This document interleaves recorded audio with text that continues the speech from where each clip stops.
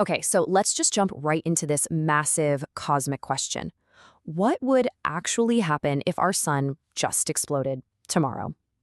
We think of it as this constant, steady thing up there, but what if it wasn't? What would that final countdown look like for us right here on Earth? You'd probably imagine this magnificent fireworks show, right?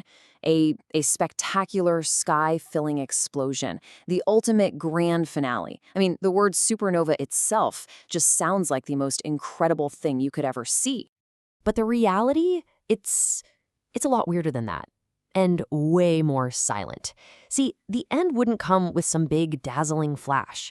Actually, for a few critical moments, we wouldn't see a thing. Nothing at all. So let's talk about those 8 minutes to impact. It's this silent arrival. The end doesn't come with a bang, but with this really eerie, quiet delay. For a full 8 minutes, we would just keep orbiting a star that's already gone. We'd be totally oblivious while our own doom is literally racing towards us through space. And that number, 8 minutes, is so important. Why? Well, that's how long it takes for light and, the unbelievably destructive shockwave to travel all the way from the sun to us. We're talking 150 million kilometers. It's the ultimate cosmic speed limit, and in this whole scenario, that's our final countdown. Okay, so once that 8-minute trip is over, that's it. The consequences are instant and they are absolute. It would unfold in a sequence that's just, brutal. First, the sun explodes. Then, the shockwave travels. The day side boils, and the night side burns.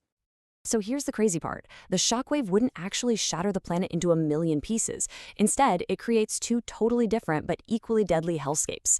If you're on the day side, facing the blast, you're instantly boiled away, vaporized. And the night side, the quote-unquote lucky ones, they get flash fried by temperatures 15 times hotter than the sun's surface is right now.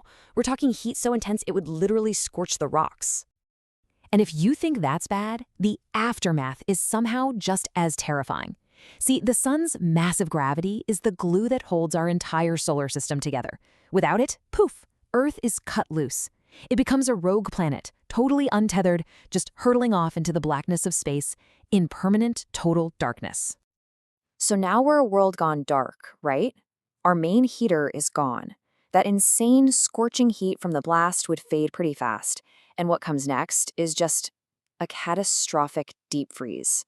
The planet would be plunged into a kind of cold that's honestly hard to even imagine. And look at how fast this happens. In just 1 week, the average temperature on the entire planet drops to -18 Celsius. A year later, we're at -73.